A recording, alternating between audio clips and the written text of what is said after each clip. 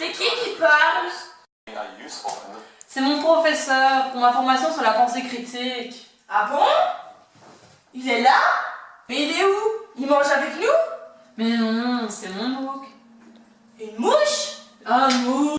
Regarde, c'est en parallèle avec l'un de mes cours d'université et le professeur nous a demandé de regarder ça pour compléter le premier cours qu'on a eu. Qu'est-ce qu'on fait plus maintenant, hein? C'est génial cette histoire, hein? Mais tu sais, il y a de plus en plus de MOOC, hein. Mais c'est pas juste pour les étudiants, c'est pour tout le monde. Et alors, on peut s'inscrire comme on veut, via un MOOC. Tu veux regarder pendant que je finis ta cuisine? Bon allez, pourquoi pas? Parfait. Tiens, une petite.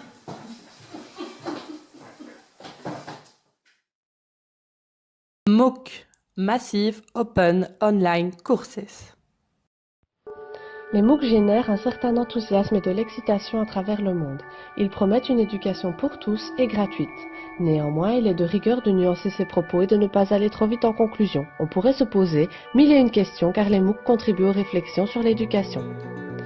Comment sont-ils nés par exemple? Les MOOC sont nés du développement de la société et des innovations technologiques qui permettent aujourd'hui de délivrer des connaissances mais aussi de fournir des feedbacks et de créer une communauté d'apprenants. Deux grands producteurs de MOOC sont edX et Coursera, deux institutions américaines. edX étant géré par deux universités, le MIT et Harvard. La création d'un MOOC peut coûter cher, jusqu'à plus d'un demi-million de dollars en incluant les frais administratifs, de développement, etc. Et comment ça fonctionne alors? Beaucoup d'enseignants, soulignons-le, considèrent que les MOOC ne peuvent pas remplacer un enseignant. Tout un chacun peut s'inscrire via son adresse email à une plateforme de MOOC.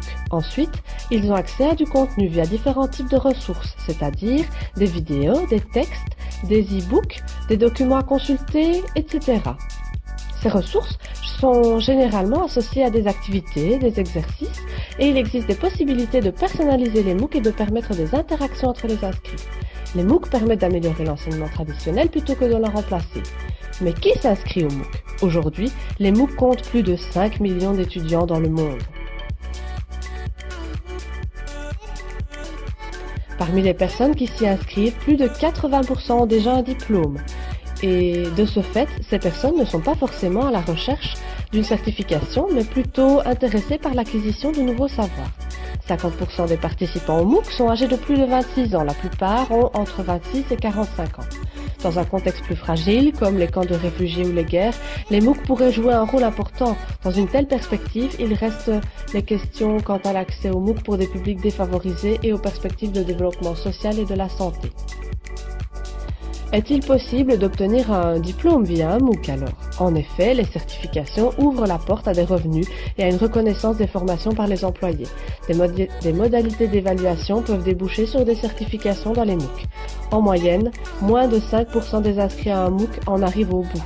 Le succès au MOOC dépend grandement du fait que les étudiants peuvent apprendre de la manière qu'ils le souhaitent et aussi au moment le plus propice pour eux en étant libérés de quelques contraintes liées d'ordinaire à un cours à l'université. Compte. Point de vue du professeur. Il faudrait que j'évolue avec mon temps. Est-ce que je ne me lancerai pas dans les MOOC cette année? Bonne idée!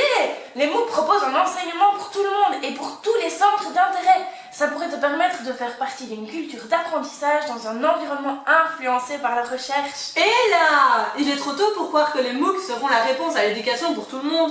Malgré le nombre d'inscrits, les étudiants sont moins nombreux à suivre le cours. Pourtant, les MOOC sont source d'enthousiasme.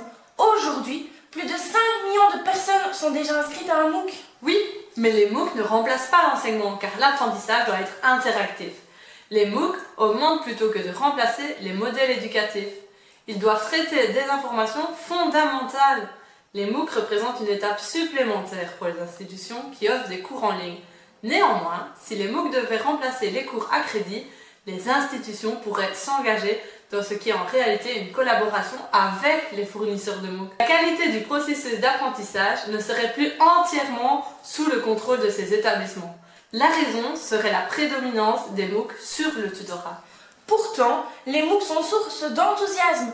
Aujourd'hui, plus de 5 millions de personnes sont déjà inscrites à un MOOC. Et tes expériences à la bord, tu les fais comment alors? Oui, je comprends que mes expériences seront difficiles à mener dans le cadre de MOOC. Mais n'oublie pas que c'est à la mode. Tu seras dans la vague de la tendance, ton cours sera plus moderne. Les personnes comme toi qui sous-estiment les MOOC ne le font que sur base d'hypothèses et de croyances. Il n'y a pas de données théoriques et quantitatives réelles, étant donné que les données ne sont pas faciles à collecter. Mais il faut du matériel adapté, électronique et technologique. As-tu tout cela? D'un côté, c'est bien, parce que les MOOC me permettront d'attirer plus d'étudiants. Je pourrais devenir célèbre et avoir un réel impact. Par contre, créer un MOOC, ça va me coûter cher, en temps, en matériel, en énergie. Il faut environ 100 heures pour créer un MOOC et cela peut coûter entre 15 000 et 50 000 $ en Amérique par exemple. Je vais y réfléchir, mais comment est-ce que je vais être récompensée pour toutes mes heures de travail et pour toute la préparation de mon MOOC? Est-ce que je ne vais pas être distrait par mon implication dans les MOOC par rapport à mon engagement sur le campus en général? Pour ou contre, point de vue de l'étudiant. Je m'inscrirais bien à un MOOC. Ça doit être quand même plus cool qu'aller à l'UNIF. Fonce! C'est facile de s'inscrire, il suffit d'avoir une adresse mail. Les avantages pour les étudiants comprennent des coûts de formation réduits et un accès global à des cours et des instructeurs exclusifs. Oui, c'est cool, mais où est la motivation là-dedans? Il n'y a pas de cours en présentiel, les étudiants seront moins motivés de suivre un cours à distance. De plus, sans qu'on ne prenne les présences. Selon l'Université de Pennsylvanie, seulement 50% des inscrits à un MOOC ont déjà consulté les supports du cours et environ 4% ont terminé le cours. Mais vas-y, c'est gratuit! Ça ne te coûte rien d'essayer. Il s'agit d'un ensemble de ressources d'apprentissage avec du personnel pour faciliter cet apprentissage. Attention, ce n'est pas toujours gratuit. Le modèle commercial évolue. Les services et les produits étaient initialement gratuits. Et une fois la clientèle établie, des frais sont ensuite facturés pour les produits et les services avancés ou supplémentaires. Dans certains cas, tu dois payer pour avoir un diplôme ou une certification par exemple. De plus, tu vas t'ennuyer toute seule chez toi devant ton ordi. Justement, les techniques d'apprentissage mises en place permettent de personnaliser le cours et donc ce sera peut-être mieux adapté à tes besoins. Ce sera plus motivant. Il est possible, mais ce ne sera disponible que dans un avenir proche. De personnaliser un cours via le profil de l'étudiant, le contenu du cours pourrait être adapté en fonction des prérequis des participants ou de leur formation. Il serait aussi possible de changer le contenu du cours en fonction de la localisation ou en fonction du pays d'origine du participant. Par exemple la langue, les unités de mesure, les symboles, les saisons, et également en présentant des études de cas ou des lectures complémentaires en fonction du pays de la région d'origine. Ceci est appelé un apprentissage adaptatif. Et est-ce qu'il y aura des interactions avec d'autres, mis à part quelques forums? Les MOOC sont une forme d'apprentissage à distance en ligne, mais ils n'offrent généralement pas de structure de soutien autre que par les pairs, par exemple. C'est vrai que c'est cool les MOOC. Ça va me permettre de mieux organiser et planifier mon temps comme j'en ai envie. Pourquoi pas? Un défi fondamental consiste à envisager et à créer des relations entre les MOOC et les cours dans les universités. I hope it provides skills and insights that prove useful for many years to come. Enjoy the course. Et alors ce MOOC, t'en as pensé quoi?